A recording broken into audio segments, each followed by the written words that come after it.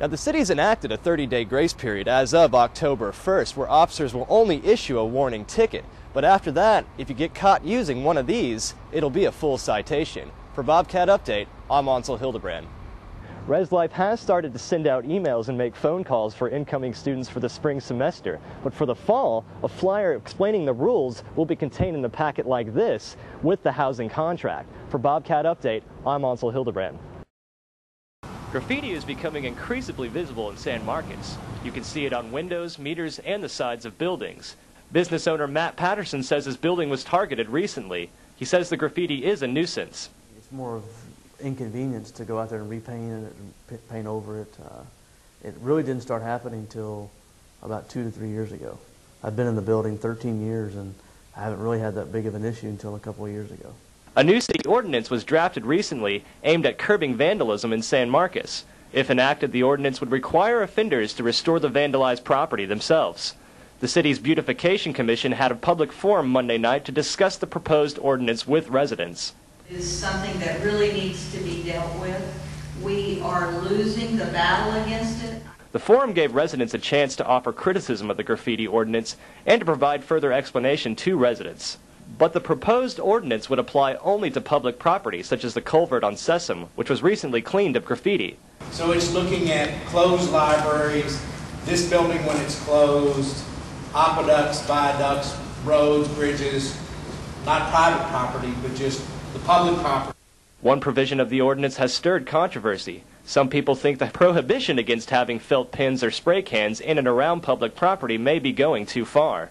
Resident Silas Parker says he doubts the ordinance will prevent vandalism. The problem is that the police could never catch them in the first place, and this law will not allow the police to catch them now. It won't change anything. It's just more bureaucratic red tape. With a lot of feedback to consider, the Commission will use the September 21st forum to make a recommendation to the City Council within 60 days.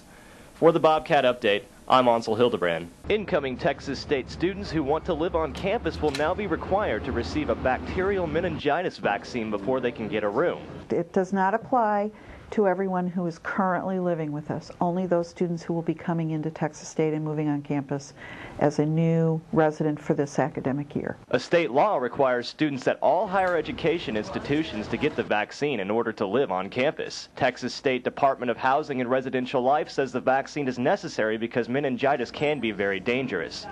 In cases where individuals who contract meningitis don't die, they can be fairly physically damaged. The university does allow a few exceptions. Students who object due to personal conscience or religious beliefs may sign an affidavit and seek a waiver. Also, physicians may decide against administering the vaccine if they determine it might be detrimental to a student's health. Residents are receptive to the new state law. I think it's a good thing because people can die, and I've actually had a friend that's died from it. ResLife has started to send out emails and make phone calls for incoming students for the spring semester. But for the fall, a flyer explaining the rules will be contained in a packet like this with the housing contract. For Bobcat Update, I'm Ansel Hildebrand. A 12-year-old boy in Canada was granted bail by a judge on one condition. He must give up his most prized possession, his Nintendo Wii. The Winnipeg Star reports that the judge issued the harsh punishment because of his recent bad behavior. The boy has been in and out of courts for months for smashing windows at his school, fighting with classmates, and for attacking a teacher. The conditions of the bail are showing up for court dates, living with his grandmother, and taking part in a bail management program. If he does all that, he'll get his video game system back.